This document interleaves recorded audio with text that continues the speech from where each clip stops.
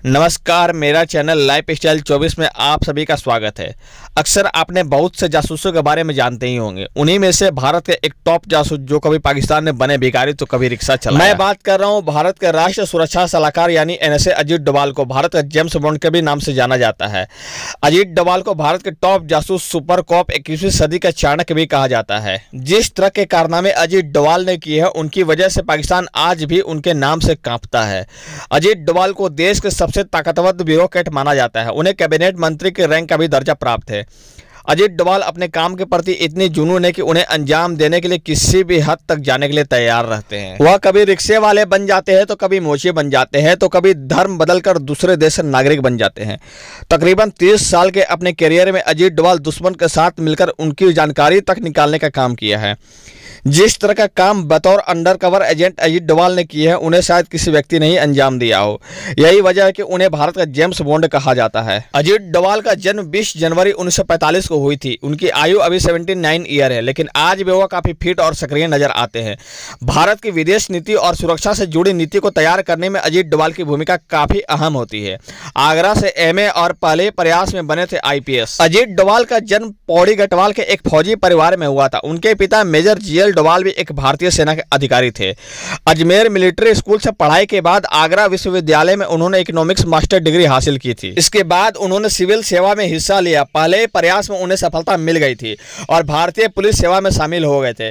केरल में पहली बार तैनाती के बाद चर्चे में आए थे। बात उन दिनों की है जब केरल में हिंदू मुस्लिम राइट अपने चरम पर था। केरल में अपनी तैनाती के बाद अजीत डोभाल ने हिंदू मुस्लिम दंगे को शांत करने में अहम भूमिका निभाई थी। जब प्रदेश की पुलिस इस दंगे को रोकने में विफल नजर आ रही थी तो अजीत डोभाल ने अकेले दम पर दोनों से बातचीत करने के बाद इस विवाद को खत्म कर दिया, जिसके बाद केरल से लेकर दिल्ली तक चर्चे में आ गए थे। जिस दंगे को शांत करने में पुलिस कई दिनों से लगी थी, अजीत डोभाल ने केवल उनसे बातचीत कर मामला सुलझा दिया।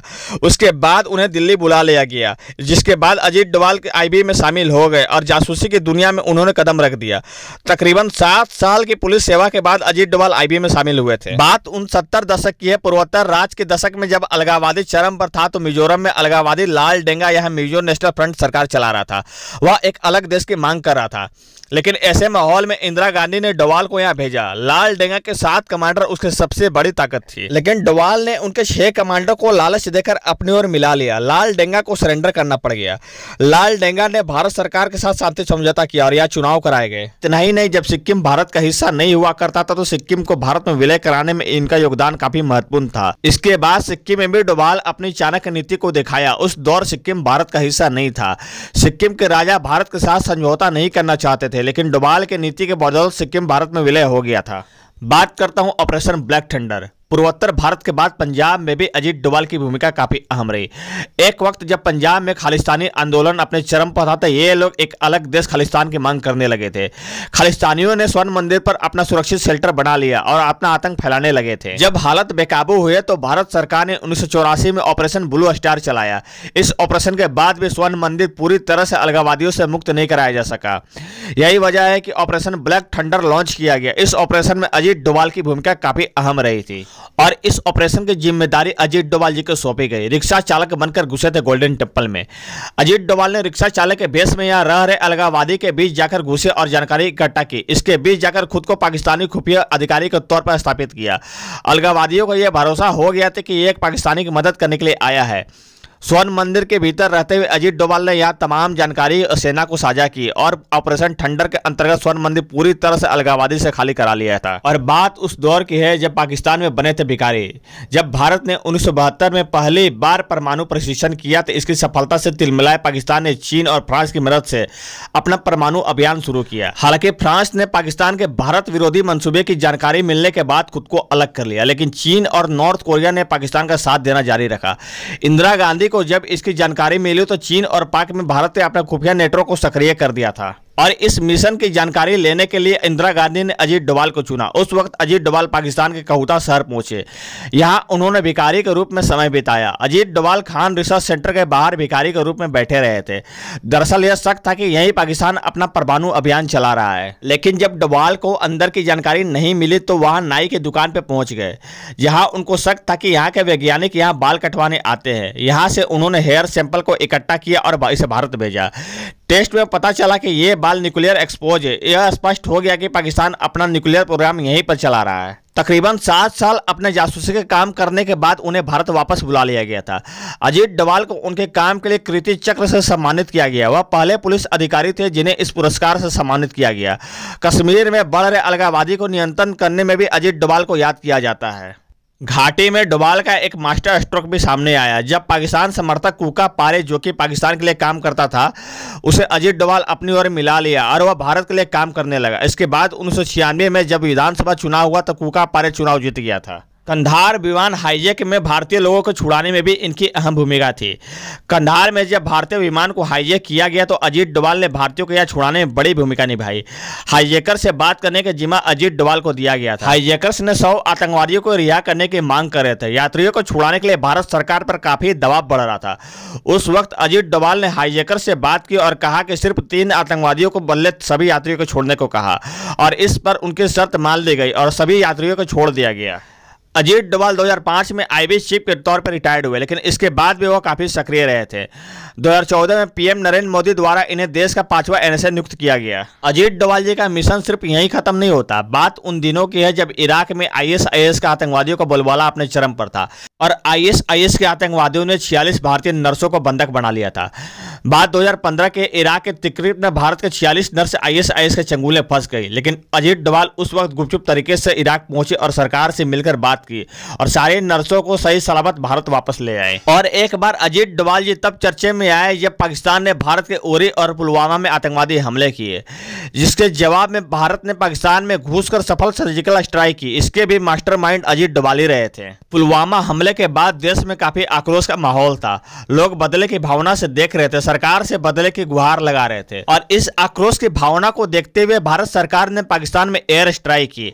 बात उन दिनों की है जब एयर स्ट्राइक के बाद पाकिस्तान भारत से बदला लेना चाहता था। बदले की भावना को देखते हुए पाकिस्तान अपना F-16 जो अमेरिकी विमान है वह लेकर भारत की सीमा में घुस गया और जैसे ही F-16 विमान भारत की सीमा में घुसा, विंग कमांडर अभिनंदन उसे अपनी ओर आते देख लिया और अपना मिग विमान लेकर उसके पीछे दौड़ पड़े। लेकिन मिग विमान अभी का समय का काफी ओल्ड विमान है और F-16 अभी का समय का काफी लेटेस्ट वर्जन है। इसके बावजूद उन्होंने मिग से F-16 को मार गिराया और उसी दौरान विंग कमांडर अभिनंदन का विमान क्रैश हो गया और वे पैराशूट से जा कूदे और उनका पैराशूट पाकिस्तान के सीमा में जा गिरा और वह पाकिस्तान के कब्जे में आ गए। लेकिन अजीत डोभाल ने अमेरिका के एनएसए को फोन कर पाकिस्तान पर दबाव बनाया, जिसके बाद अभिनंदन को सम्मान सहित भारत भेज दिया गया। अजीत डोभाल की कहानी अदम्य साहस, धैर्य और देशभक्ति का प्रतीक है। उनके जीवन और कार्यों से हमें कई प्रेरणाएं मिलती है। यह कहानी न केवल देश के प्रति उनकी निष्ठा को दर्शाती है बल्कि यह भी सिखाता है कि असंभव परिस्थितियों में सही रणनीति और संकल्प के साथ सफलता प्राप्त की जा सकती है। पहला है कर्तव्य के प्रति समर्पण। अजीत डोभाल का जीवन यह सिखाता है कि कर्तव्य निष्ठा सबसे बड़ी प्रेरणा होनी चाहिए। चाहे मिजोरम में अलगाववादी के मुख्य धारा में लाना हो, खालिस्तानियों के कब्जे से स्वर्ण मंदिर मुक्त कराना हो या पाकिस्तान में जासूसी कर देश के लिए खुफिया जानकारी जुटानी हो, उन्होंने हर काम को अपने जीवन का उद्देश्य माना। उनके कार्य बताते कि सच्चा समर्पण किसी भी कठिन परिस्थितियों को पार कर सकता है। दूसरा है जोखिम उठाने का साहस। डोभाल अपनी पहचान बदलकर दुश्मनों को इलाके में घुसा सूचनाएं जुटाई। रिक्शा वाला, मोची या भिखारी बनना आसान नहीं था, लेकिन उन्होंने यह जोखिम इसलिए उठाया क्योंकि उनके लिए देश हित सबसे ऊपर था। यह हमें सिखाता है कि अगर लक्ष्य बड़ा हो तो जोखिम लेने से घबराना नहीं चाहिए। साहसिक कदम ही सफलता की कुंजी है। तीसरा है रणनीतिक सोच और बुद्धिमत्ता। डोभाल का जीवन इस बात का प्रमाण है कि सही रणनीति और योजना के बिना बड़ी चुनौती का सामना नहीं किया जा सकता है। मिजोरम में अलगाववादी कमांडर को अपनी ओर मिलाना हो या कंधार हाईजैक से यात्रियों को छुड़ाना, हर कदम उन्होंने गहरी सोच और दूरदर्शिता के साथ उठाया। इससे हमें यह प्रेरणा मिलती है कि समस्याओं को हल करने के लिए शांत दिमाग और सही योजना आवश्यक है। चौथा है दृढ़ता और आत्मविश्वास। अजीत डोभाल की कहानी हमें यह सिखाती है कि अगर आप अपने ऊपर विश्वास रखते हैं तो आप किसी भी कठिनाइयों को पार कर सकते हैं। पाकिस्तान में जासूसी के दौरान या ऑपरेशन ब्लैक थंडर में अलगाववादी के बीच जाने का उनका समय, आत्मविश्वास उनका सबसे बड़ा हथियार था।